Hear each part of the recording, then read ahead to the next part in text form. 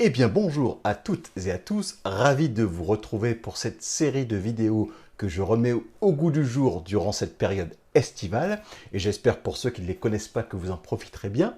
Aujourd'hui on va parler d'un élément bien connu, la Chromecast de chez Google. Alors la Chromecast, comme vous le savez, elle a cette particularité qu'elle a été sortie par Google en y intégrant une télécommande. Ça tombe bien parce que c'est souvent ceci que beaucoup lui reprochaient de ne pas avoir de télécommande. Google a donc décidé d'associer à sa Chromecast une télécommande, lui a donc également associé de nouvelles fonctionnalités. C'est tout l'objet de cette vidéo. Alors, c'est parti pour la Google Chromecast.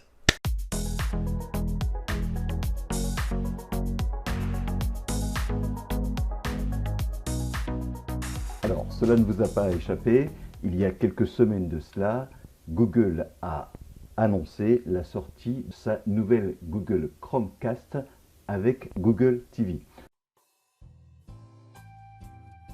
Alors, c'est l'occasion de vous en parler, de vous dire globalement ce que vous pouvez y trouver. Alors, très classique, vous pourrez le noter. Nous pouvons y trouver, bien entendu, la Chromecast elle-même, associée, vous l'avez noté, donc à une télécommande. Et c'est ce qui fait toute la nouveauté, puisque la Chromecast classique, vous la connaissez déjà depuis un certain nombre de temps. On va quand même détailler un peu le contenu puisque vous constaterez notamment que vous avez bien entendu accès à l'alimentation, mais une chose très importante, c'est que vous n'avez plus accès à l'alimentation filaire du point de vue de votre connexion Internet. Parce que, souvenez-vous, sur la dernière Chromecast, vous aviez un adaptateur pour pouvoir plugger un câble RJ45 et donc vous connecter directement à l'Internet sur la Chromecast. Notez tout de même qu'il existe chez Google en accessoirie, donc vous pouvez le commander au Google Store en accessoirie pour la somme de 20 €. Voilà, alors une fois cet unboxing réalisé, que peut-on vous dire? Donc la vraie différence, c'est que vous pouvez avoir directement accès désormais à Google TV, ce qui représente un certain avantage, vous l'avez compris, si vous souhaitez gérer vos contenus multimédia. On peut parler également de la qualité de l'image parce que même s'il s'agit d'un tout petit objet, vous l'avez bien compris, notons que vous aurez accès à une qualité d'image assez exceptionnelle puisque vous êtes en 4K bien entendu, mais également avec du HDR. Donc si vous avez évidemment l'écran qui convient, vous aurez accès à une très belle image. Notez que pour ma part, et je puis vous le dire, malgré de nombreux réglages, j'ai trouvé que le rendu sur mon téléviseur était plutôt sombre. Alors, sans doute que ce ne sera pas le cas chez vous, qu'il y a peut-être des réglages fins à optimiser, mais voilà, je voulais juste vous le dire. Bien, vous pouvez constater qu'on peut avoir facilement accès à tous ces contenus. Vous pouvez organiser vos contenus multimédia comme vous le souhaitez et vers toutes les plateformes. C'est un petit peu comme l'accès à l'application Apple TV sous Apple TV. Alors je vais souvent faire la comparaison, mais je pense que ça vaut la peine également de pouvoir le dire. Donc vous avez accès à tout votre contenu, mais comme Google va enregistrer ce que vous regardez et vos préférences en matière de recherche, vous aurez accès à un contenu personnalisé également. Donc ça c'est assez intéressant que vous ayez en surface et en première intention les contenus qui normalement ont vos préférences. L'intérêt, bien entendu, de cette Chromecast avec Google TV, c'est sa télécommande. Télécommande qui vous donne accès à tout ce qui est vocal. Ça veut dire que vous avez un accès vocal. Vous pouvez demander à Google toutes vos demandes en matière de recherche par la voix. Bien sûr, vous pouvez toujours accéder en recherche par l'écran, mais vous pouvez le faire beaucoup plus facilement par la voix, donc en demandant à Google quel genre de musique vous voulez écouter, quel genre de film vous voulez voir, et Google vous proposera une sélection rien qu'en vous le demandant, et vous pourrez avoir accès directement à ces contenus, puisque vous aurez préalablement, bien entendu, enregistré notamment vos comptes Amazon Prime, vos comptes Google TV, vos comptes Netflix, vos comptes MyCanal, etc., etc. Donc voilà pourquoi vous aurez accès à l'ensemble de ces contenus.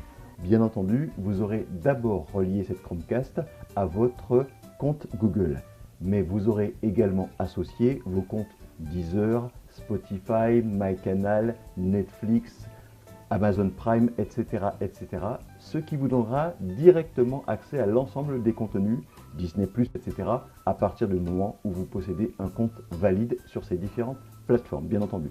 Donc en plus, un accès direct à l'ensemble des contenus de cette plateforme, rien qu'avec un accès par la voix. Il suffit de demander quel genre de style vous souhaitez et Google va vous faire des propositions à l'intérieur même des plateformes auxquelles vous avez accès. Bien entendu, il s'agit d'une Google Chromecast.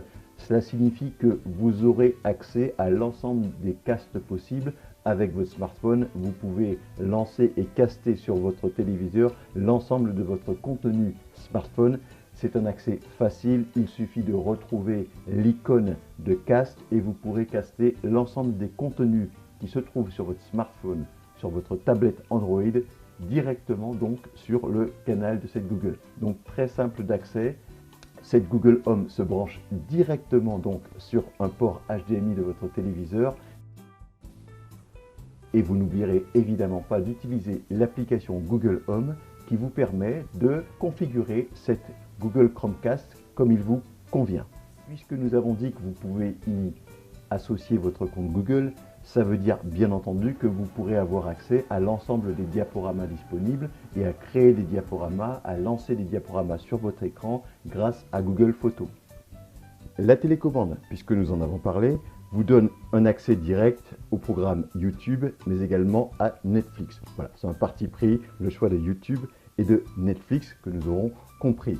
Par ailleurs, notez, et c'est important, une fois que vous avez configuré cette télécommande, vous aurez également accès, grâce au bouton menu, directement au volume, par exemple, de votre ampli audio-vidéo, si votre système est branché sur un ampli, ou alors votre barre de son. C'est-à-dire qu'avec cette télécommande, vous pourrez contrôler le volume de votre installation. Donc ça, c'est un plus, il faut le signer. Vous pouvez enregistrer votre matériel très facilement. Vous n'avez rien à faire. En pire des cas, vous indiquerez la marque de votre barre de son ou de votre ampli audio-vidéo et la télécommande se chargera elle-même de retrouver les codes infrarouges afin que vous puissiez diriger et donc contrôler votre volume avec cette télécommande. Et vous savez aujourd'hui, dans la mesure où vous branchez cette Chromecast dans le bon port HDMI, vous avez également accès à allumer et éteindre votre téléviseur. Vous pourrez demander à Google d'éteindre la télévision et la télévision va s'éteindre. Donc c'est un plus en termes de contrôle très facilement avec cette télécommande.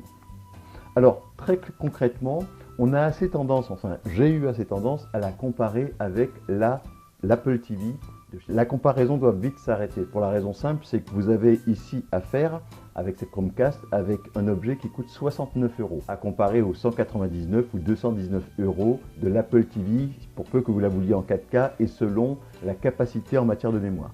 Donc la comparaison s'arrête là. Donc ne la comparons pas à une Apple TV. En revanche, il est vrai que avoir accès à l'ensemble de ces contenus audiovisuels, à l'ensemble de cette plateforme sur une seule et unique plateforme en quelque sorte, eh bien cela est très pratique. Par ailleurs, avoir désormais cette télécommande vous permet de circuler dans l'application comme vous avez l'habitude de le faire avec d'autres télécommandes. Donc c'est un vrai plus que d'avoir une télécommande. Maintenant, certains d'entre vous souhaiteront pouvoir la comparer aux box Android.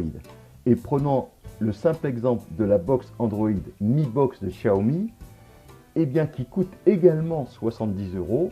Là, certains vont estimer qu'ils auront beaucoup plus de choix avec une Xiaomi Mi qu'avec une Google TV. Comment vous dire? C'est une question de choix. À vous de voir quelle habitude vous avez, mais la comparaison pour le coup vaut d'être faite.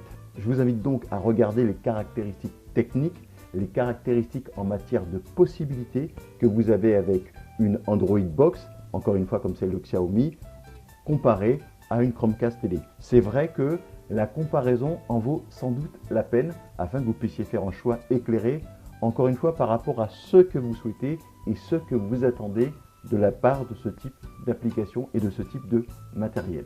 Et bien voilà, j'espère que cette vidéo vous a plu, que vous y trouverez un intérêt si vous vous intéressiez en tous les cas à ce matériel de chez Google. Ben voilà, vous avez quelques informations qui j'espère vous seront très utiles. Voilà pour cette partie un peu tech. Retrouvez-nous sur une nouvelle vidéo très prochainement sur Tech à la maison, que ce soit très tech ou un peu moins tech, peut-être un peu déco. Je vous laisse découvrir les prochaines vidéos. D'ici là, portez-vous bien. N'hésitez pas, si vous le souhaitez, à vous abonner à la chaîne. Et moi, je vous dis à très bientôt. Allez, au revoir.